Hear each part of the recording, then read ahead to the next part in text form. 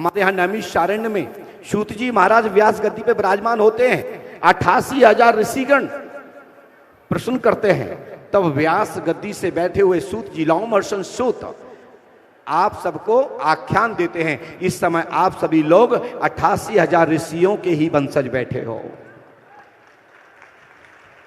जो परमात्मा की कथा सुनता है या परमात्मा की कथा प्राप्त करने के लिए आया है, वो मैं गारंटी दे सकता हूं, वो ऋषि संतानें हैं, दूसरी संतानें हो ही नहीं सकती। आप लोग दतिया पीठ में, जिले दतिया में हमारा गृह जिला है और हमारा कार्य क्षेत्र है। मैं जिला भिंड मध्य प्रदेश में ही लाहड़ तहसील के ग्राम बरहा में मेरा जन्म हुआ है।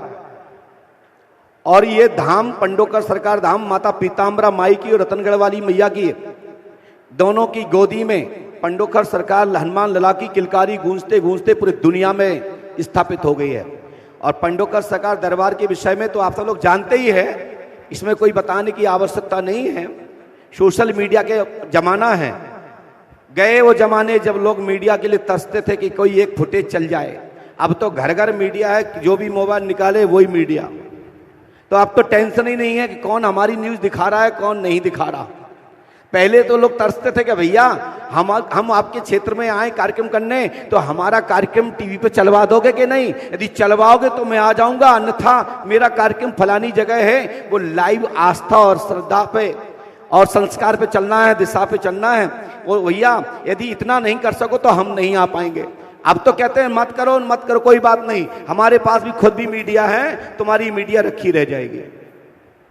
तो इसलिए अपने भैया धीरेन्द्र जी को और आए हुए साधु संत समाज को मैं पंडोकर धाम की पीठ की ओर से, अपने छोटे भाई को और व्यास गद्दी के आचार्य को और साथी व्यास रूपे श्री कृष्ण द्वैपायन को मैं प्रणाम करते हुए मैं अपने छोटे भाई धीरेन्द्र जी को पंडोकर धाम के लिए आमंत्रित करता हूं। यदि आपके पास समय है तो हनुमान जी महाराज का दर्शन करें, और उसके बाद यदि समय नहीं है तो भविष्य में आवें, और यदि है तो साथ चलें। और जब भी हम मध्य प्रदेश में छतरपुर क्षेत्र में होंगे तो हम बागेश्वर बाबा का दर्शन करेंगे, हनुमान जी महाराज का करेंगे, बागराज बाबा का करेंगे। हमारे महाराज जी ने, भैया छोटे धीरेन्द्र जी ने गद्दी से जो बात कही है कि पंडोकर धाम अस्तुत्थामा की तपस्या स्थली, हमने बताया दतिया को, क्योंकि गुरु द्रोण पुत्र थे तो पहले गुरु के पुत्र की चर्चा होना चाहिए। तो इसलिए दतिया धाम से मैंने चर्चा प्रारंभ की कि दतिया में अस्तुत्थामा की तपस्या स्थली है, पंडोकर धाम में महाराज धर्मराज की तपस्या स्थली है। पांचों पांडवों ने अज्ञातवास के दौरान महाभारत के वन पर्व के हवाले से मैं बोल रहा हूं, जिसको देखना हो तो आजकल यूट्यूब का जमाना है, गूगल सर्च करो, 2 मिनट में बाल लो, क्योंकि आजकल तो ग्रंथ पढ़ने की आवश्यकता नहीं, आप तो बोलिए और फटाक से प्रकट।